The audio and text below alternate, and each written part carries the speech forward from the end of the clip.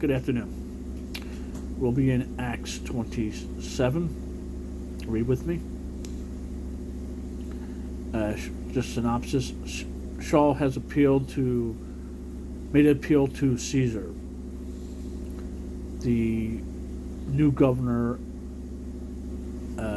Festus, has taken counsel with Sovereign Agrippa and Bernice, and the three of them find nothing worthy of death that the Judeans claim, the Jews. But he appealed to Caesar. If he didn't appeal to Caesar, they would probably let him go. But he appealed to Caesar, and as custom under Roman law, he's got to be heard by Caesar, because he is Roman. It's 27. And when it was decided that we should sail to Italy, they delivered Shaul and some other prisoners to one named Julius, a captain of the Augustus regiment. And having embarked in a ship from Ardedaim, about to sail along the coast of Asia, Turkey, did set sail. Artikos, a Macedonian of Thessalonica, was with us. Artoas of Macedonia of Thessalonica was with us.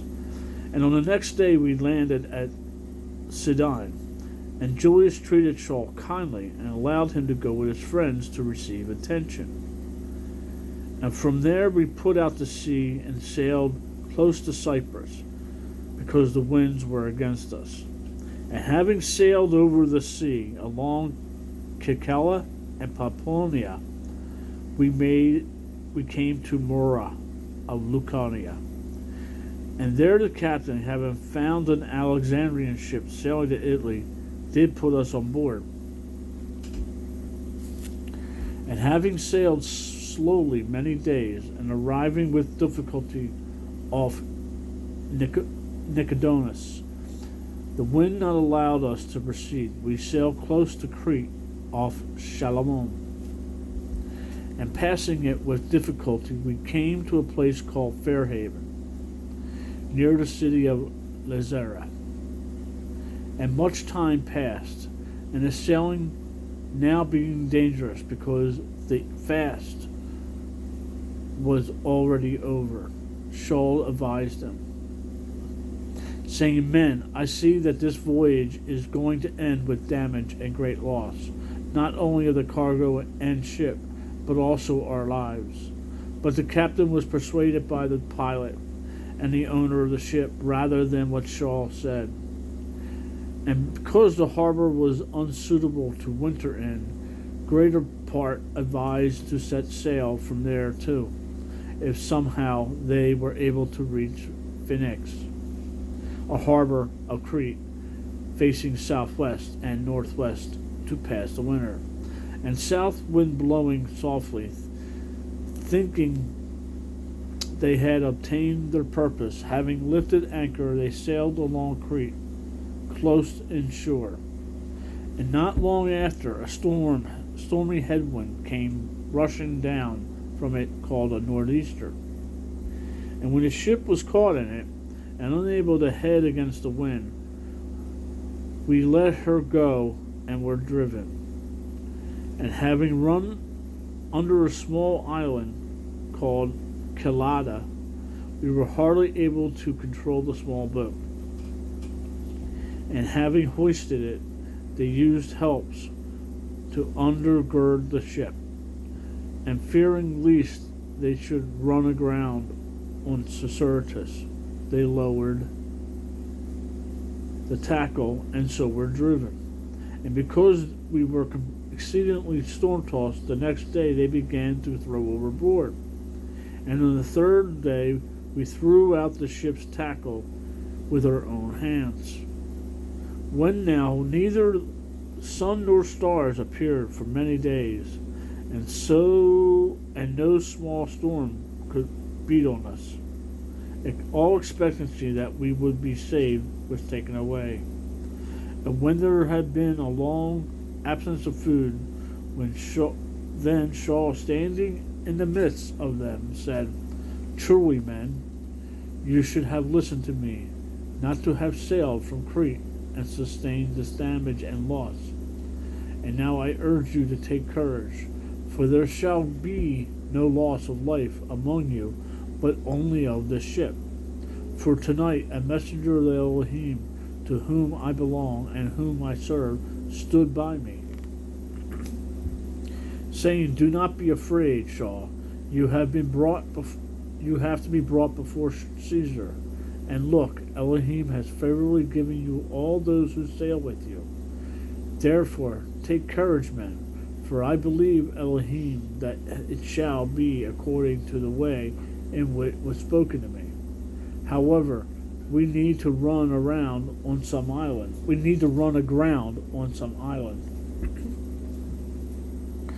And when the 14th night came, as we were driven up and down in the Adriatic Sea, about midnight the sailors suspected that they were drawing near some land.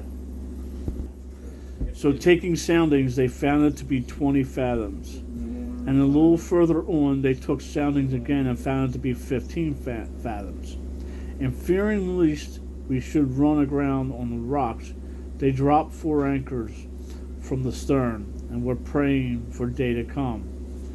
And when the sailors were seeking to escape from the ship, when they had let down the boat into the sea, under pretense of going to cast out anchors from the prow, Shaul said to the captain and the soldiers, "If these do not remain in the ship, it is impossible for you to be saved."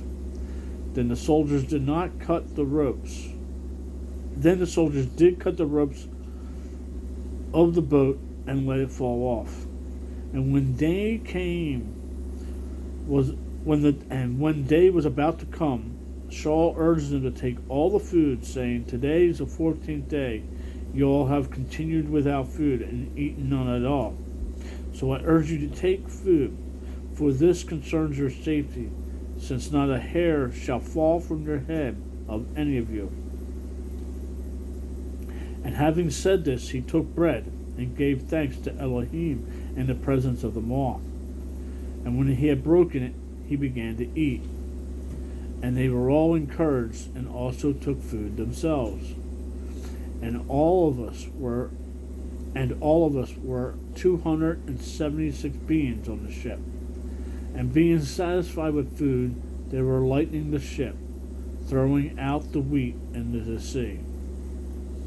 And when day came, they did not recognize the land, but they noted a certain bay on the beach, onto which they planned to run the ship, if possible. And having cast off the anchors, they left them into the sea, meanwhile untying the rudder ropes. And they hoisted the foresail to the wind and made for the beach. But coming upon a place where 2 seas meet, they grounded the ship, and the prow struck fast and remained immovable, but the stern was broken by the pounding of the surf. And the soldiers intended to kill the prisoners, lest any of them should swim away and escape. But the captain, intending to save Shaul, kept them from their intention, and commanded that those able to swim to jump first and get to land.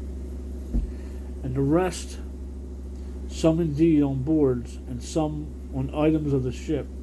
And so it came to be that all reached the land in safety.